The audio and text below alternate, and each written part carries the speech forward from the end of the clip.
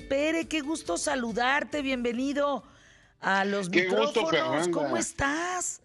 Pues ya los extrañaba mucho, la verdad. No sé si es la pandemia o qué, pero me pongo nostálgico de no escucharlos tan seguido. Ay, mi crítico cinematográfico, finísima persona, arroba, eres un gusto, eres una bendición, qué bueno que estás por aquí. Oye, Sempere, este es uno de los temas que a mí más, no sé si porque tiene que ver con el asunto del cerebro.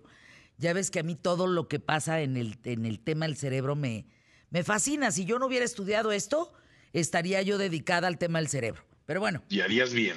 ay, muchas gracias. Pero fíjate, ¿cómo? O sea, el cine es una de las formas de relato más efectivas con las que se ha contado desde que existe, pues. Ujú. Esta capacidad de hacer una, ¿cómo te diría? Una simultaneidad, digamos, en tiempos y espacios, pues es muy interesante frente al espectador. Te cambia los relatos tradicionales, orales, ¿no? O los de un libro. O sea, ver Definitivamente. en pantalla grande es monumental, ¿no? Sí, es un buen señalamiento que haces porque, digo, las restricciones que tiene un medio que es meramente auditivo, como es el radio, o un medio que generalmente congrega a la familia o a la persona en un ambiente con, pues, tele prendida y tienes a la mascota o la familia al lado, lo que sea, no es lo mismo que la experiencia inmersiva del cine donde estás tú y la pantalla, por muchos distractores que haya, sigue siendo el más poderoso para meterte de lleno a las cuestiones, ¿no? Y se hace muy vivencial. No olvidemos que cuando empezó el cine, pues a la gente le ponían hasta advertencias, ¿no? De si ve usted una locomotora que viene usted en la pantalla, entiende que no es real, porque la gente se podía desconectar de esa realidad fácilmente y pensar que estaba viviendo, ¿no? Te oigo un poco como saturado, como si estuvieras la señal. ¿Dónde estás, Empere? Estoy aquí en mi estudio de grabación precisamente, pero qué raro, hicimos la prueba y ahorita se oía perfecto, no sé si se oiga. Ahí creo que estás un poco mejor. Entonces ¿Me tú oyes? decías, cuidado, si viene una locomotora, no vaya a pensar como fue que se salieron corriendo pensando que la locomotora en las primeras películas, pues sí, los iba a atropellar, ¿no? Sí, definitivamente, bien dices que es inmersivo y me gustó la palabra que usas de simultaneidad porque ocupa todos tus sentidos, ¿no? Y eso es muy importante para realmente hacer la experiencia de cine valedera, ¿no? Entonces, pues sí, definitivamente que es más efectivo que otros medios, ahí tienes toditita la razón. Ahora, ¿cómo, cómo podrías eh, hacer un comparativo de la realidad se hace el cine o el cine se va a la realidad? Ay, pues mira, es muy interesante este debate y tiene muchos años de existir, sobre todo pues, desde que existe el cine la gente se pregunta si uno llega a influenciar al otro y tristemente hay muchos ejemplos que generalmente están asociados a cuestiones trágicas donde Ujú. entra este debate otra vez a colación. O sea, no olvidemos, quizá el más célebre de ellos, que yo tenga en memoria, es cuando ocurre en 1981 este atentado contra Ronald Reagan perpetrado por John Warnock Hinckley Jr., que el tipo era un obseso de la película Taxi Driver. Tenía una obsesión malsana con la trama, con el personaje de Travis Bickle que interpretó Robert De Niro, con el personaje de Jodie Foster en esa película, que era una prostituta adolescente. A él se le forma una fijación tremenda con ella. La vio como 17 veces antes de perpetrar el crimen e incluso se muestra completa la película en el juzgado cuando están buscando sentenciar y determinar su culpabilidad en el atentado, que bueno, será obvia, pero sobre todo para sostener si tenía una especie de afección mental o si realmente había sido influenciado poderosamente por un producto que es un clásico del cine, ¿no? Y tristemente en ese momento es cuando se ponen los reflectores, ¿no? Años después ocurre también un tiroteo en Aurora, en un cine, y la gente dice, es que el tipo que llegó a balancear, este hombre, James Holmes, Sí. venía maquillado como el Joker, ¿no? Y pues simplemente la película de Joker, ¿no? Del año pasado, que predice como que muchos eventos que estamos viviendo en cierta manera hoy en día, con los desórdenes que hay en las protestas y la presencia de Antifa y la división tan marcada que hay en la sociedad. Entonces, hay argumentos para decir que una cosa está reflejando a otra. De ahí a dar el salto de que uno está influenciando al otro, pues también hay puntos donde se puede debatir, ¿no? Ahora, Sempere, digo, a mi mente vienen escenas de películas o películas que han inspirado, ya decías Taxi Driver. eh, ¿Qué te parece esta escena de Marlon Brando violando a María frente a todo el cast, ¿no? Frente a todo el equipo y Bertolucci permitiéndolo. Eh, ¿qué, qué tanto, ¿Qué tanto debería de permitirse para que el cine eh, logre la mayor realidad posible? Mira, es curioso, cuando se habla de permisividad, hablas de reglamentación y el ejemplo del último tango en París que mencionaste de Brando Bertolucci, este, pues ocurre en Europa donde se le daba mucha validez a ese cine de autor y donde el cineasta era un práctico tirano que podía hacer lo que se le pegaba la gana con su elenco. Hitchcock era otro autor cinematográfico que victimizaba a sus estrellas, particularmente a las femeninas, ¿no?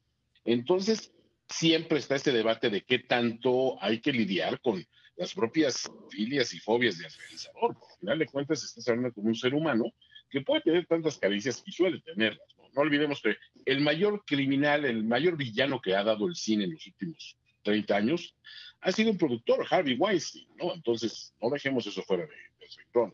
El caso también de un director afamado, por ejemplo, que llega a ser acusado, por ejemplo, de violación, en el caso de Roman Polanski, pues ahí está prevaleciente y aún así está en una película como de Pianist y recibe una ovación de pie, ¿no?, en los Oscars.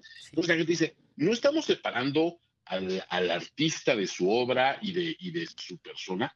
Esto es bien delicado, a mí me O da mucho Woody en qué Allen, pensar. ¿no? Woody Allen también en el momento, yo recuerdo cuando en el cuarto de al lado, ahorita ya es otra historia, ya se convirtió en otra Sí, historia, pero en ese momento era una menor de edad, una hija adoptiva, y él abusaba de ella y las fotos desnuda mientras hacía películas grandiosas.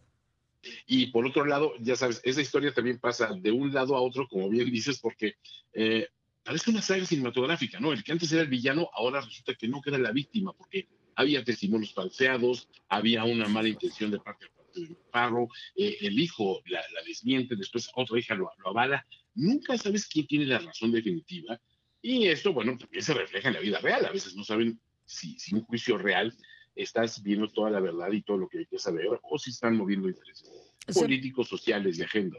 Sempere, en todo es como crítico, como un hombre expuesto a la pantalla grande, constante y sonante. ¿A ti qué te ha impresionado? Porque yo me acuerdo, eh, pues quienes son críticos de cine, pues no son los que llegan a echarse las palomitas y a subir los pies en la butaca. O sea, están haciendo un trabajo, ¿no? Están analizando un tema. De todo lo que has visto en este tema de la realidad o la ficción en el cine, ¿a ti qué te ha impresionado? Mira, hay dos películas que me llaman poderosamente la atención en tiempos modernos, porque los temas psicológicos es muy fácil asociarlos con cosas impresionantes, porque pues, es que tanto se acercan a tu vivencia personal. Claro. Si yo estoy una persona que soy un esquizofrénico, pues obviamente una película como Shutter Island o como un Taxi Driver me va a impactar, pero si soy una persona a lo mejor muy eh, sometida a mis propias limitantes sociales, una película como Hair, donde Mm. el personaje de Joaquín Phoenix se enamora de una inteligencia virtual, pues es muy bonita hasta cierto punto, pero también es triste. A mí, ¿sabes qué historias me impresionan? Esas que predicen lo que va a suceder en el mundo de una manera que suena casi accidental y ocurren con palpable realidad. Ahorita podríamos hablar de las de pandemia, pero eso no es tan difícil, porque son fenómenos eh, eh, médicos, epidemiológicos, que tienen una explicación científica. Hay una película concretamente que se llama Wag the Dog, que eh, no recuerdo muy bien la traducción al español, pero esta película sale Dustin Hoffman y sale Robert De Niro, es un guión de David Mamet, y esa película te habla de cómo distorsiona la realidad, lo que estás viendo en los noticiarios, las noticias, y cómo se manipula. Es una sátira política, pero cuando lo asocias con cuestiones como el ascenso de Trump al poder, el ascenso de los populistas en general, y cómo se maneja a las personas, que esta película de Barry Levinson, se les recomiendo muchísimo. Se llama Wag the Wag, Dog. Wag the Dog, es película de 1997. Y otra, esa es durísima, se llama Idiocracy, Idiocracia. Es de un humorista norteamericano que él decide hacer una parodia de qué sucedería si los idiotas acaban dominando al mundo y se convierten en la norma, si la gente inteligente deja de tener posiciones de poder. Él lo situaba 500 años en el futuro. Lo alarmante de esta película de Mike Judge es que tú la ves y haz de cuenta que estás viviendo la América de Trump hoy día. Entonces, esta película es de 2006, 2007 me parece, y las dos, hay tantas semejanzas por cómo se comporta el electorado, cómo se manipula a la gente, cómo consumimos los medios y nos hacemos esclavos de su comercialismo y sus ¿Qué cuestiones tal más, eso? más prosaicas, que dices, esto ya pasó, o sea, ya lo estamos viviendo hoy en día. Fíjate que a mí, Sempere, para irnos a pausa, me impacta mucho en determinados personajes cinematográficos el nivel de fanatismo que puede crear en una sociedad como la norteamericana, por ejemplo. O sea, ¿qué Sí, vacíos hay en una sociedad como la norteamericana que determinados personajes cinematográficos chupan, absorben los sesos, ¿no? La inteligencia de los fanáticos y es cómo tremendo. son capaces pues de sentirse Superman y de ser el Joker y de decir, "Puta, ¿en qué momento te perdiste que eso no eres?" A mí eso me Ujú. impacta. Vamos a una pausa, volvemos en Pere. @finísima persona, síganlo. Es un gonazo en el tema de cine. Regresamos. La realidad supera a la ficción. Juan Antonio Sempere, es una frase pues muy escuchada. ¿Qué piensas de esta? Que de repente sí es pasmoso, ¿no? Cuando ahorita estábamos, te mencioné brevemente las películas de epidemias y de pandemias, y cuando las analizas, la más reciente de ellas creo que es la de Contagio de Ujú. Steven Soderbergh, y cuando la analizas dices, pues es más o menos como se movió la cosa, pero todavía peor, ¿no? Porque tienes que meter la retórica política, la forma en que se empezaron a manejar ciertos intereses para exhibir a ciertas figuras y para acabar con las figuras de otras a nivel de rivalidad política, ¿no? Que es lo más bajo para mí en un momento así, ¿no? Y creo que sí, o sea, tristemente la realidad la superó por mucho, ¿no? Porque si eso era una tragedia lo que te mostraban, lo que estamos viendo ahora es una tragedia mayor porque no obedece exclusivamente a los factores biológicos de la pandemia en sí, sino a cómo le estamos adoptando. Desde la persona que no se pone un tapabocas, hasta el político que te dice no pasa nada si sales a... Eh, Sempere, ¿el cine sigue cumpliendo con el objetivo primordial de entretenimiento? Mira, creo que sí lo sigue haciendo, lo que pasa es que ahora ha sido opacado por narrativas más complejas. El cine, su gran restricción siempre ha sido el tiempo. Cuando se comparaban bueno, es que el libro es mejor que la película, dices, claro, el libro No, bueno, tiene son dos medios meses, distintos, ¿no? ajá, exacto, en medios distintos para Sí, no. desarrollarse, ¿no? Es como dices, bueno, el baile es mejor que la arquitectura, bueno, pues, a Pues partir de qué no, punto, ¿no? eso Las está dos mal visto, pues. está mal visto. Pero aquí la cuestión es que cuando pones a competir hoy en día al cine, ahora su competencia ya no es el cine mismo, ahora son, por ejemplo, las series. Estamos viviendo la época de oro, digamos, de la televisión, que la televisión ya ni siquiera deberíamos llamarla así. Ya cada vez menos gente ve la televisión en la televisión. O sea, la ven en las pantallas de sus móviles, en la misma computadora. Te ha cambiado la forma de consumo. Pero fíjate, En- Sempere, y yo digo, no sé tú qué opinas, eres el crítico de cine, pero el cine es una experiencia, es la experiencia del relato, no, es totalmente, la memoria del totalmente. relato, es el sonido, es la historia que contar. Es el impacto, o sea, es lo la mencionaste hace rato. circunstancia, exacto, es el impacto, es el lugar. O sea, yo no puedo suplir una película en mi casa porque me gusta el cine. ¿Me No, explico? es un muy buen argumento y se parece a las personas bueno, no sé si te pasa, me imagino que te pasa como a mí, que yo digo, sí, está muy bonito el libro digital, es muy práctico, y me quiero llevar 20 libros a un crucero y Sí, no pero déjame cargando, olerlo. pero quiero el papel todavía y Quiero abrir olerlo. un libro y sentir esa sensación táctil que da un libro físico. El cine para mí sigue siendo esencial la experiencia cinematográfica en una sala con el aislamiento, donde no estás volteando al telefonito cada 2 minutos, donde realmente estás absorto en contemplar algo como se concibió, ¿no? La cuestión es que la competencia que estaba mencionando yo a nivel series de televisión, por ejemplo, es Sí. que las series se han convertido cada vez más en cine, se hacen pequeñas peliculitas una ligada a otra. Entonces, de repente, no es raro que te encuentres una persona que dices, oye, la serie fue la tal, me acabo de echar los 8 capítulos de un jalón.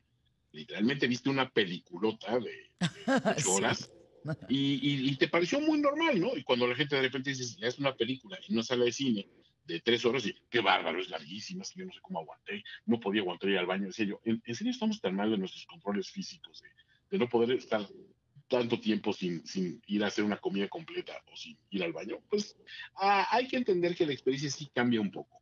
Para mí sigue siendo imprescindible la experiencia cinematográfica, pero a raíz de lo que pasó con la pandemia, sí va a necesitar adecuarse de ciertas formas a una modernidad que desgraciadamente le está pisando los talones y le está comiendo el negocio, ¿no? El cine hoy en día, el negocio, vamos a ser honestos, es vender comida y bebida en un cine. O sea, Ujú. el cine por taquilla en sí ya no se sostiene como antes. O sea, es un negocio de los distribuidores. Si los distribuidores eligen un modelo mucho más accesible y donde una familia pueda seguir haciendo el consumo del cine sin empeñar las ganancias de la semana, pues creo que se puede seguir hablando de una influencia particularmente fuerte, pero el problema es que somos muy esclavos de la conveniencia. A mí me desanima mucho cuando la gente dice, ah, sí, El Padrino, la vieron todavía en mi teléfono. ¿Sabes qué? No, qué manera de Haz el darle en la madre esfuerzo. a una obra de arte. Sí, ve a la cineteca, No, no, las espérame. reestrenan ahí, date una vuelta. No, a ver, es como ver la Mona Lisa en tu teléfono. ¿De qué me hablas? Claro, No, no, no, no, en no, un pues timbre espérame. postal, ¿no? Dices, Sí, no, no, no no, es no, exacto. espérame, no es Sí. igual. Entonces, sí, yo creo que la gente sí tenemos, creo que es labor de los cinéfilos, y ahí también te paso a ti la pelotita, de que hagamos mucho proselitismo para que la gente siga yendo a las salas, siga entendiendo que es una experiencia que no es para Claro. que entres y te pongas a platicar con el de al lado, es para que te metas de lleno a la trama y al salir te eches los cafés que quieras hablando de lo que... A ver, yo me sumo, Semperé, cuenta con este espacio, no podemos permitir que los cines se vengan abajo. A ver, Claro, la obra que se hace, la obra de arte cinematográfica se está haciendo para un formato que es la sala de cine. Y tú no puedes brincarte eso. Es decir, si a ti te gusta el cine, no solo como un entretenimiento, sino por toda la experiencia que implica el cine, pues no lo vas a ver en tu casa. Por muy claro. surround que tengas y por mucha madre de butacas que te cargues. O sea, no es igual, pues. Tengo un gran amigo, mi estimado Oliver Meneses, que se dedica a hacer marketing cinematográfico. Él tiene la facilidad de ver el cine muchas veces en screeners en su casa porque es parte de su trabajo, pero él hace un esfuerzo consciente, por ejemplo, de que si le llega una película, él lleva a su esposa a dejar, les pone unas butaquitas allí, pone una pantalla de proyección, pone un proyector, hace palomitas, hace una experiencia fílmica, aunque sea en su casa, porque ahorita no puede salir al cine, pero hace todo el esfuerzo para que la gente entienda que el cine es más que sentarte a ver una pantalla, Es que es una es, experiencia integral. claro. Y además el cine es relato, es memoria,